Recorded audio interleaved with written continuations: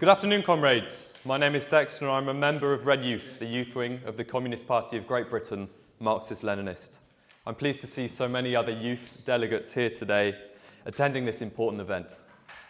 So I'd like to talk today about the situation of the youth in Britain today. It's tough to be young in today's age. Climbing rates of depression and even suicide are the result of a bleak future under capitalism. Many feel overwhelmed by climate change. People who don't know what they want to do go to university to try to figure it out, only to be saddled with a lifetime's worth of debt. Some go straight into work but struggle to find a full-time job, or work on dodgy contracts with bad conditions. The future to many young people in Britain seems bleak, or pointless even. You can't really blame them, can you? How on earth is it the case that the world's sixth richest economy isn't able to provide its people with work, isn't able to give them a proper healthcare or education system, fails to keep homeless people off the streets, or fails to provide affordable and healthy food to its people? Many young people are rightfully angry about these problems. And yet, this is the system working exactly as intended. We communists know through our study of Marxist texts that unemployment is a feature of capitalism. Capitalists want cheap labour, so keeping a certain number of workers out of work ensures that those looking for work have to debase themselves in order to get a job. They have to accept lower wages, worse conditions, because you don't want to end up on the streets. This is the illusion of freedom capitalism threatens us with. But comrades, I should be very clear. Although there are many suffering in Britain today, compared to the rest of the world, or even the Britons of 100 years ago, the level of deprivation in Britain today is nowhere near the level in colonised countries. Why? Because British workers have been bribed by imperialism. A small portion of profits derived from the super-exploited colonised people is used to maintain a good enough healthcare system, alongside other benefits, which constitute a social wage. This social wage means British workers can rely on the state when things get tough. It helps stop many millions from falling into abject poverty. It maintains social peace. It prevents revolution by easing the masses. Yet it can't keep this up forever. A multipolar world is on its way, a world in which imperialism is having its hegemony challenged. But perhaps more importantly, British workers are becoming more and more disillusioned with democracy. And by that I of course mean bourgeois democracy. The average Brit today understands that the politicians lie, the newspapers lie, the TV and radio stations lie. They can see that the national healthcare system, the NHS, is falling apart slowly but surely. Young people are more disengaged with democracy than ever before. And voter turnout rates, an important statistic for the liberal democracy lover, are on a downward trend. Overwhelmingly popular policies, such as the renationalisation of the railway system, just don't get implemented. How do these people in Parliament represent us if they don't do what we say? The British people are angry, comrades. All that is needed is a spark to light the fire. Now, it's always in the nature of young people to rebel, certainly in Western society. It's part of our culture. A classic way of doing this is by being a communist, by hating capitalism, by despising all it espouses. Yet why do people seem to grow out of the communist phase?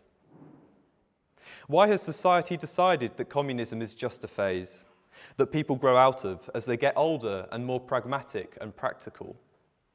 It is the state of the left-wing movement in Britain today that must answer this charge. The left-wing movement in Britain has been overwhelmed by social democracy. The Labour Party is one of the main social democratic parties in Britain, and most of the so-called socialist organisations in Britain are heavily influenced by it. They are separate organisations in name only, due to the fact that the overwhelming majority of them, even those having the gall to call themselves communist, in the end just tell their members to vote for the Labour Party. They act as pressure groups towards that party, not as real working class organisations.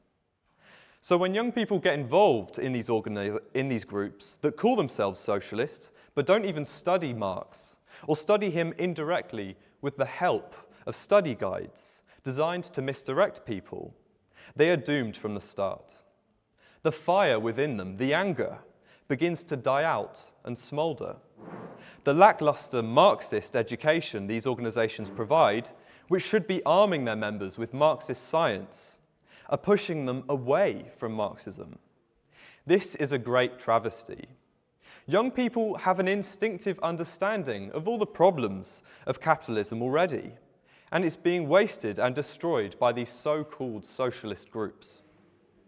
Young people understand, although perhaps not quite in these words, that capital's constant search for new markets to exploit, new resources to plunder, has led it to recklessly harm the planet and pollute far in excess of any reasonable metric.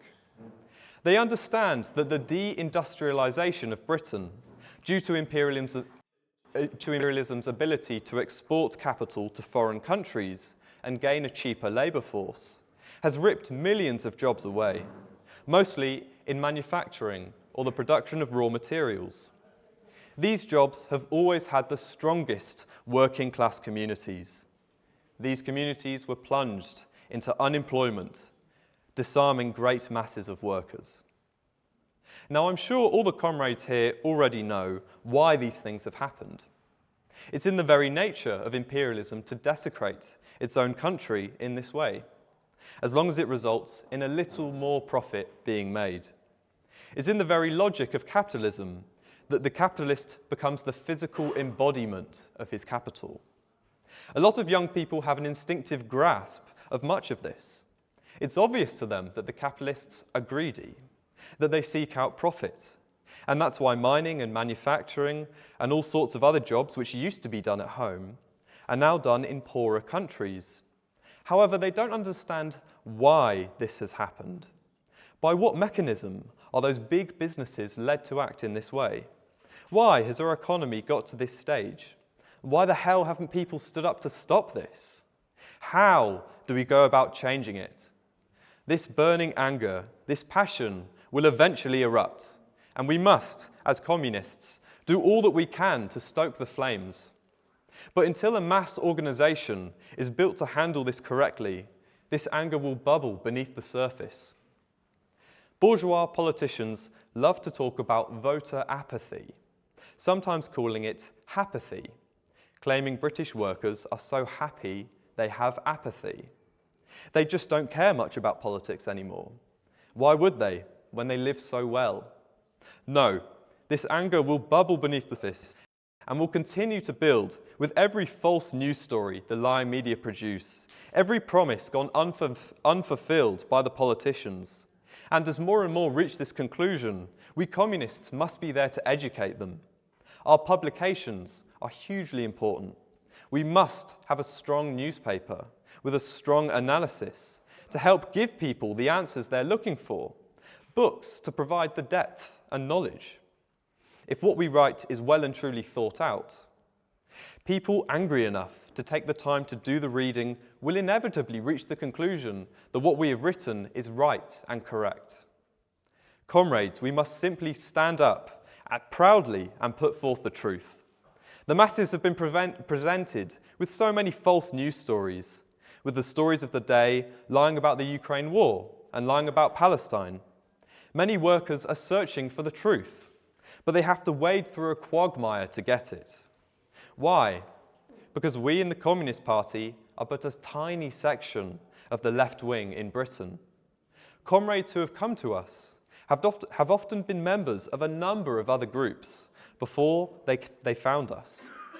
This situation must be corrected, and it is only through valiant struggle and collective action that it can be done.